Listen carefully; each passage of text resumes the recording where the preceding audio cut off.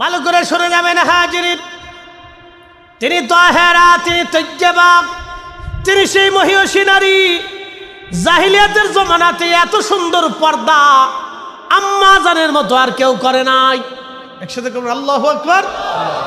বুঝেন নাই?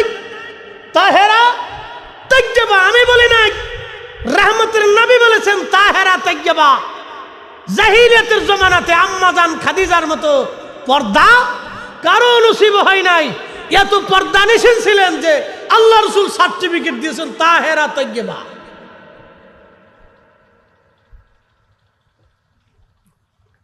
শুনে যাবেন উপস্থিতি আমার বুড়মুড়িয়াবাসী, আম্মা জান খাদিজাতুল কুবরা থেকে একবার সর্বশেষ সাহাবী পর্যন্ত সবারই বিশ্বাস ছিল আল্লাহু রাসূলু আলাম, আল্লাহ জানে, নবী জানে। আবু হুরায়রা চোর ধরলেন, নবীজি বলেন আবার আসবে। আবু হুরায়রা পরের দিন রাত্রিবেলা বসে আছে, চোর আজকেও আসবে, কারণ রাসূল বলেছে চোর আসবে। চোর ধরতে গেলেন তিনি, খুব গভীর রাত্রিবেলা দেখলেন চোর আবার আসছে। বাইতুল মালে ঢুকে গমের ভিতরে হাত ঢুকিয়ে দিয়েছে চুরি করার জন্য। ঠিক এমন সময় পিছন দিক থেকে আবার জাপটে ধরলেন, চোর আবার চুরি করতে আসছো, আজকে আর তোমাকে ছাড়ব না, আমার রসুলের বরগাহে তোমাকে আজ নিয়ে যাব। চোর কেঁদে দিয়ে বলল, আবু হুরায়রা আমার বাচ্চারা ক্ষুধার্ত, আবু হুরায়রা আমার বাচ্চারা না খেয়ে আছে, আবু হুরায়রা রে বাচ্চাদের ক্ষুধার কারণে আমি চুরি করতে আসছি, আমার মাফ করে দাও, আমার ছেড়ে দাও, আমি আর কোনোদিন চুরি করতে আসব না। সন্তানের কথা বলার পরে হযরত আবু হুরায়রার মনে আবার মায়া লেগে গেল। হযরত আবু হুরায়রা রাদিয়াল্লাহু আনহু আবার রওনা দিলেন, চোর ছেড়ে দিলেন। আসসালাতু খায়রুম মিনান নাওম বলে মসজিদ থেকে ঘোষণা আসলো। সাহাবী চলে গেলেন নামাজ পড়ার জন্য। নামাজ পড়ার পরে নবীজি ফিরলেন, আবু হুরায়রার দিকে তাকায় মুচকি হাসি দিয়ে বলেন, আবু হুরায়রা আজকে চোর রাত্রিবেলা আবার তোমাকে কি বলেছে? বলে, ইয়া রাসূলুল্লাহ আবার চোর তার দুঃখের কথা বলেছে, সন্তানরা ক্ষুধার্তর কথা বলেছে ইয়া নবী আল্লাহ। সেই জন্য আমার মায়া লাগলো, হুজুর আমি চোর ছেড়ে দিয়েছি। হযরত আবু হুরায়রা রাদিয়াল্লাহু তাআলা আনহু বললেন, নবীজি ডাক দিয়ে বলেন, আবু হুরায়রা রে চোর তুমি ছেড়ে দিয়েছো বটে, সে চরম মিথ্যাবাদী, আজ রাতেও সে আবার আসবে। হযরত আবু হুরায়রা বললেন, আমার ইয়াকিন হয়ে গেল চোর আবার আসবে, কেন রাসূল বলেছে। চোর ধরার জন্য আমি আমার বসে আছি, রাত্রিবেলা গভীর দেখি চোর আবার আসছে, বাইতুল মালের গমের মধ্যে হাত ঢুকাইছে চুরি করার জন্য। ঠিক এমন সময় আমি তাকে জাপটে ধরলাম। জাপটে ধরার পরে এবার চোর আমাকে ডাক দে বলল, আবু হুরায়রা রে 2 দিন তো আমি তোমাকে দুঃখের কথা বলেছি, আজকে তোমাকে একটা সুখের কথা বলবো আবু হুরায়রা। তুমি যদি আমাকে ছেড়ে দাও, তোমাকে একটা দোয়া শিক্ষা দিব, যার ফজিলত তুমি এখনো পর্যন্ত শোনো নাই। বলে, কি ফজিলত? বলে, এমন একটা দোয়া তোমাকে শিখাবো, তুমি যদি রাত্রিবেলা সেই দোয়াটা পরে ঘুমাও, তাহলে তোমার শিয়রে একজন রহমতের ফেরেশতা দাঁড়ায়া দাঁড়ায়া তোমাকে পাহারা দিবে। তোমার বিছানায়, তোমার ঘরের মধ্যে শয়তান ঢুকতে পারবে না, ওই ফেরেশতা শয়তানকে তাড়িয়ে রাখবে, পাহারা দিতে থাকবে, তোমার ক্ষতি হতে দেবে না। আবু হুরায়রা বললেন, তাহলে চোর বলো তো, বলে ছেড়ে দিবা কিনা আগে কও। হ্যাঁ ছেড়ে দেব। ফজিলতটা বলো, দোয়াটা বলে দিয়ে যাও। চোর এবার ডাক দেখে আবু হুরায়রা, সেই দোয়ার নাম আল্লাহু লা ইলাহা ইল্লা হুয়াল হাইয়ুল কাইয়্যুম লা তাখুযুহু সিনাতুন ওয়ালা নাওম। এইভাবে তিনি শিক্ষা দিয়ে বললেন, আবু হুরায়রা এই দোয়াটার নাম হলো আয়াতুল কুরসি। আয়াতুল কুরসি পড়িয়া কোন মুসলমান যদি রাত্রিবেলা ঘুমায়, তাহলে রহমতের ফেরেশতা তার শিয়রে দাঁড়ায় দাঁড়ায় পাহারা দেয়, সারা রাত পর্যন্ত পাহারা দিতে থাকবে। শয়তান তার শিওরে আসতে পারে না, ঘেঁষতে পারে না। এই ফেরেশতা তাকে, শয়তানকে তাড়ায়া রাখে। একবার জোরে বলা যাবে কি মারহাবা। হযরত আবু হুরায়রা আযান পড়ে গেল মসজিদের নববীতে, হাইয়া আলাস সালাহ হাইয়া আলাল ফালাহ আসসালাতু খায়রুম মিনান নাওম। ঘুম থেকে নামাজ ভালো, ঘুম থেকে নামাজ ভালো। যখন আজান পড়ে গেল আবু হুরায়রা নামাজে গেলেন, নামাজ শেষ হলো। প্রিয় নবীজি আবু হুরায়রার দিকে মুস্কি হাসি দিয়ে বলেন, আবু হুরায়রা বলো রাতের চোর আজ আবার কি বলেছে?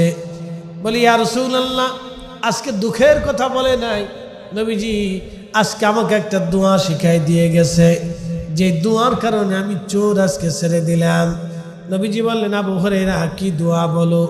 হযরত আবু হুরায়রা বললেন, চোর আমাকে বলেছে আয়াতুল কুরসি পড়ে যদি কেউ রাত্রিবেলা ঘুমায় তাহলে সারা রাত নাকি একজন রহমতের ফেরেশতারা, তার রহমতের ফেরেশতা তার শিয়রে দাঁড়াইয়া তাকে পাহারা দেয়।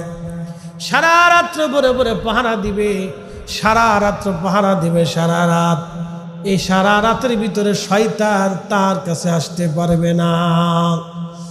আল্লাহর নবী বলেন, আবু হুরায়রা চোর সত্য কথা বলেছে আজ। একসাথে কোন মারহাবা। চোর আজ সত্য বলেছে। আবু হুরায়রা রে, চোর আজ সঠিক বলেছে। কিন্তু আবু হুরায়রা সে চরম মিথ্যাবাদী। বলি ইয়া রাসূলুল্লাহ, সেটা আবার কেমন? বলে আবু হুরায়রা তুমি কি জানো আজকে 3 রাত ধরে তোমার সাথে কে শয়তানি করে? বলে না ইয়া রাসূলুল্লাহ, আল্লাহু রাসূলুহু আলাম। আল্লাহ জানে, নবী জানে। আল্লাহ জানে, নবী জানে। আল্লাহ জানে এবং তার নবী জানে। আল্লাহ আজাজিল শয়তান আজকে 3 রাত তোমাকে ধোঁকা দেওয়ার জন্যে বাইতুল মালে এসে তোমাকে ধোঁকা দেওয়ার জন্য চেষ্টা করেছিল, কিন্তু আল্লাহর রহমতে তোমাকে ধোঁকা দিতে পারে নাই। শেষ পর্যন্ত তোমাকে দোয়া শিক্ষা দিয়ে পালিয়ে গেছে। আবু হুরায়রা সে অনেক বড় মিথ্যাবাদী, কিন্তু আয়াতুল কুরসির যে ফজিলত বলেছে এটা সত্য বলে গেছে। আমিও রাসূল বললাম, শোনো আবু হুরায়রা, এশার নামাজের পরে ঘুমোতে যাওয়ার আগে বিছানাতে যে আল্লাহর বান্দা আয়াতুল কুরসি পরে রাত্রিবেলা ঘুমায়, আল্লাহর রহমতের ফেরেশতারা তার বাড়ি পাহারা দেয়। সারা রাত্র শয়তান কাছে আসবে না। একসাথে বলবেন মারহাবা। তাহলে কোরআনের তেলাওয়াত হলে ঘরের ভিতরে বরকত, বাড়িতে বরকত, জমিনে বরকত, এলাকায় বরকত, মসজিদে বরকত। কোরআন খতম দিলে মজলিসে বরকত। ঘরে যদি কোরআন খতম দেন ঘরও বরকতওয়ালা। যেই বাড়িতে কোরআন খতম হবে সেই বাড়িও বরকতওয়ালা। এবার আপনি বুঝে যান, সুখে যান। এই জন্য কোরআনের বরকত, কোরআনের ফজিলত নিয়ে আপনাদের সামনে আজকে আলোচনা উপস্থাপন করলাম। এই জন্য কোরআন যারা পড়তে পারেন না, কোরআন তারা শিখবেন। প্রত্যেক হরফে হরফে আল্লাহ 10টা করে নেকি লিখে দিয়েছেন, কিন্তু পুরা কোরআন শরীফের যেটা মূল সেটার নাম সূরা ফাতিহা। আল ফাতিহাতু উম্মুল কোরআন। সূরা ফাতিহা হলো কোরআনের মা। সারা কোরআনের ভিতরে যে বরকত আপনি পাবেন, এক সূরা ফাতিহার ভিতরে সেই বরকত আল্লাহ লুকায়ে রাখছে। আর একটা সূরার নাম সূরা ইখলাস। দেখতেও যদি ছোট, 3টা আয়াত বিশিষ্ট ছোট্ট সূরা, কিন্তু এটার ওজন অনেক বিরাট। আল্লাহর নবী বলেছেন, আল ইখলাসু সুলুসুল কোরআন। সূরা ইখলাস হলো কোরআনের 3 ভাগের 1 ভাগ। কেউ যদি সূরা ইখলাস একবার তেলাওয়াত করে আল্লাহ 10 পারা কোরআনের নেকি লিখে দেয়। 3 বার তেলাওয়াত করলে আল্লাহ 30 পারা কোরআনের নেকি আল্লাহ লিখে দেয়। অর্থাৎ 3 বার যদি কেউ সূরা ইখলাস তেলাওয়াত করে 114টি সূরা পড়লে যে সওয়াব হয়, সূরা ইখলাস 3 বার পড়লে সেই পরিমাণে নেকি আল্লাহ লিখে দেয়। এই জন্যে কোরআন পড়বেন, কোরআন শিখবেন। কোরআন শিখা জরুরি।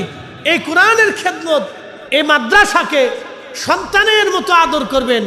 যারা ম্যানেজিং কমিটিতে আছেন, খুব সুন্দর করে এই মাদ্রাসা সাজিয়েছেন, অর্থ দিয়ে, টাকা দিয়ে, পয়সা দিয়ে, বৃত্ত দিয়ে এই প্রতিষ্ঠানকে যারা মহাব্বত করেন, ভালো করে শুনে রাখেন, তারা 1 টাকাও আপনি ঠকবেন না। আল্লাহর নবী সাহাবীদেরকে বলেন, সাহাবীরা,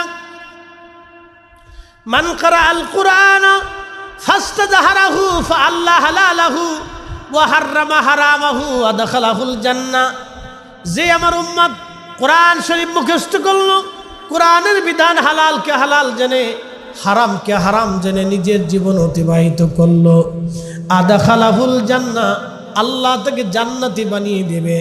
সে শুধু একা জান্নাতে যাবে না, এই কোরআনের খেদমতে এই হাফেজদের তৈরি করার জন্যে, এই আলেমদেরকে তৈরি করার জন্য যারা অর্থ দিয়েছিল, টাকা দিয়েছিল, ভালোবাসা দিয়েছিল, বুদ্ধি দিয়েছিল, এই সমস্ত মানুষের ভিতরে ওয়াজাবাত লাহুন নার, এবং তার আত্মীয় স্বজনের ভিতরে যাদের জন্য জাহান্নাম একেবারে ওয়াজিব হয়ে গিয়েছিল, নবীজি বলেন আমার উম্মতেরা ওই কোরআনের হাফেজ এমন জাহান্নামী, ওয়াজিব হওয়া জাহান্নামী ব্যক্তিকে জান্নাতে সুপারিশ করে সাথে করে নিয়ে চলে যাবে।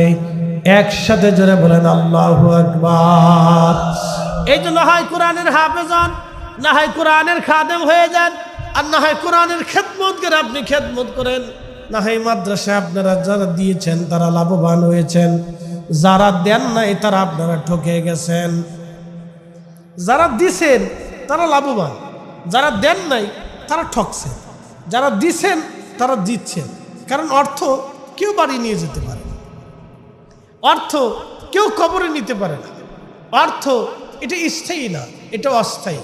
কিন্তু যারা দিয়েছেন তারা লাভবান, যারা দেন নাই তারা ঠকছেন, যারা দিছেন তারা জিতছেন। এরপরে ছোট্টই কোরআনের খেদমতের আর একটা বাস্তব উদাহরণ আপনাদের সামনে টেনে দোয়ার দিকে চলে যাব। একসাথে জোরে বলা যাবে আল্লাহু আকবার। কালকে জুমা, জুমার অনেক বরকত, এটা আমি পরে আসতেছি। নাড়াচাড়া দিবেন না, লড়াচড়া দিন না, বসেন দোয়া করে যান। কারণ মা দোয়ার প্রতীক্ষায় কবরের উপরে বসে আছে আজকে, দাদা দাদি দোয়ার প্রতীক্ষায় কবরের উপরে তারা বসে আছে। লাড়াচাড়া দিন না, বসে শুনে যান, মনোযোগ দেন। বিশ্ববিখ্যাত একজন বাদশা ছিলেন সুলতান মাহমুদ গজনবী রহমতুল্লাহ। তো ওনার অভ্যাস ছিল উনি ঘুরে ঘুরে দেখতেন কে খায় কে খায় না, কে ঘুমায় কে ঘুমায় না।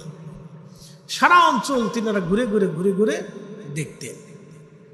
তো হজরতে সুলতান মাহমুদ গজনবী একদিন স্বর্ণের প্রদীপ নিয়ে তিনি রাস্তায় বের হতে একটা বাজারে গেলেন। যাওয়ার পরে দেখলেন বাজারের ভিতরে একটা ছেলে বসে বসে দোকানদারের প্রদীপের পাশে বসে, চেরাগের পাশে বসে বসে কিতাব পড়তেছে। তো সুলতান মাহমুদ গজনবী জিজ্ঞেস করলেন, বেটা রে, তোমার কি প্রদীপ নাই যে তুমি দোকানের প্রদীপ আলো হাওলাত করে কিতাব পড়তেছ? ছেলেটা জবাব দিল, হুজুর আমি এতিম, বাবা নাই মা নাই, এই মাদ্রাসায় পড়ি। হুজুর আমার চেরাগ কিনে দেওয়ার মতো কেউ নাই, তেল কিনে দেওয়ার মতো কেউ নাই। এই দোকানদারের প্রদীপের পাশে বসে আমি প্রত্যেক দিন সন্ধ্যাবেলা কিতাব পড়ি। সুলতান মাহমুদ গজনবীর অন্তরের ভিতরে বড় মায়া লাগলো। তখন তিনি চিন্তা করলেন, আহা, কিয়ামতের ময়দান কায়েম হবে, কোটি কোটি মানুষ আল্লাহর দরজার সামনে দাঁড়াবে, সবাই সেই দিন বস্ত্রহীন থাকবে, আমি সুলতান মাহমুদ বস্ত্রহীন থাকব। সেই দিন আমাকে সুলতান মাহমুদ নামে কেউ চিনবে না, সেই দিন আমাকে আল্লাহর একজন বান্দা হিসেবে সবাই চিনবে। আমি যেমন গোলাম, সাধারণ একজন মুসলমানও তেমন গোলাম। আল্লাহ নবীর দরজার সামনে আমি দাঁড়াবো। সেই দিন নবীজি যদি ডাক দিয়ে জিজ্ঞেস করে, সুলতান মাহমুদ গজনবী, আমার একজন তলাবা দুনিয়াতে অন্যের চেরাগের আলো হাওলাত করে কিতাব পড়েছিল, আর তুমি স্বর্ণের প্রদীপ নিয়ে পথ দেখেছ, তোমার রাজ দরবারের স্বর্ণের প্রদীপ দিয়ে তুমি রাজ দরবারে তুমি আলোর ব্যবস্থা করেছো। সুলতান, আজকে তুমি জবাব দিয়ে যাও, কেন তোমার সম্পদ থাকা সত্ত্বেও আমার একজন তলবে এলেন বিনা কারণে অন্যের প্রদীপের আলো হাওলাত করে কিতাব পড়েছিল? জবাব দিয়ে যাও। সেই দিন আমি সুলতান মাহমুদ কি জবাব দিব? নবীজির চিন্তায় তিনি তো আশিক রসুল ছিলেন ভয়ে সুলতান মাহমুদ গজনবী রহমতুল্লাহ আলাইহি সেই স্বর্ণের প্রদীপখানা ছেলেটার হাতে দিয়ে বলেন, বেটারে এই স্বর্ণের প্রদীপ তোমাকে দিয়ে গেলাম, তুমি প্রদীপ নিয়ে কালকে থেকে আলো দিয়ে প্রদীপ নিয়ে তুমি কিতাব পড়বা। ছেলেটা খুশি হয়ে গেল। সুলতান মাহমুদ গজনবী রহমতুল্লাহ আলাইহি তিনি চলে গেলেন তিনার হুজরার ভিতরে, তিনার বেডরুমে চলে গেলেন, রাজপ্রাসাদে ঘুমিয়ে আছেন। হঠাৎ করে স্বপ্ন দেখতেছেন রাহমাতুল লিল আলামিন নবীজি তশরিফ এনেছে। একবার জোরে বলা যাবে কি ইয়া রাসূলুল্লাহ? না না, আরো জোরে বলেন আল্লাহু আকবার। প্রিয় নবীজি তশরিফ এনেছে। নবীজি তশরিফ আনলেন। আল্লাহ নবী বলেন, মান রাআনি ফিল মানাম, মান রাআনি ফিল মানামি ফাকাদ রাআল হক। যে আমাকে স্বপ্ন দেখেছে সে বাস্তব আমাকে দেখেছে, কারণ আমি রবি নিজে আসি, ছবি আসি না। আল্লাহু আকবার। বলেন রসুল আসে না? নাই, আসে। নবী এখনো আসে, আগামীতেও আসবে। রসুল এখনো আসে, আগামীতেও রসুল আসবে। সহিহ বুখারী হাদিস থেকে বোঝা যায় কিয়ামত পর্যন্ত নবী উম্মতের মাঝে আসবে, স্বপ্নে আসবে, বাস্তবে আসবে। রসুল দেখা যায়, রসুলের সাথে কথা বলা যায়। ফাকাদ রাআল হক, সত্যই আমি আসব, মিথ্যা না, আমি বাস্তবে আসব। প্রিয় নবীজি তশরিফ আনার পরে স্বপ্নে দেখে সুলতান মাহমুদ গজনবী রহমতুল্লাহ আলাইহি নবীজির কদমে চুমা দিলেন, হাতে চুমা দিয়ে বললেন, ইয়া রাসূলুল্লাহ, নালায়েকের ঘরে রাহমতের নবীর তশরিফ এনেছেন, গোলামের ঘরে। দেখেন, এটা গাজনী সাম্রাজ্যের সুলতান রসুলকে বলতেছেন, আমি আপনার গোলাম ইয়া রাসূলুল্লাহ। গোলামের ঘরে মনিব আসছে। নবীজি বললেন, সুলতান মাহমুদ গজনবী, তুমি কালকে আজকে রাত্রিবেলা এক তলাবাকে স্বর্ণের প্রদীপ দিয়ে তুমি সম্মান করেছিলা। এ সুলতান, তুমি তাকে সম্মান করো নাই, মূলত তুমি আমাকেই সম্মান করেছ। আসতে হয়ে গেল না? জোরে বলেন। আপনাদের টাকা কি নষ্ট হয়েছে? নষ্ট হয়নি, এক টাকাও নষ্ট হয়নি, এক টাকাও নষ্ট হয়নি।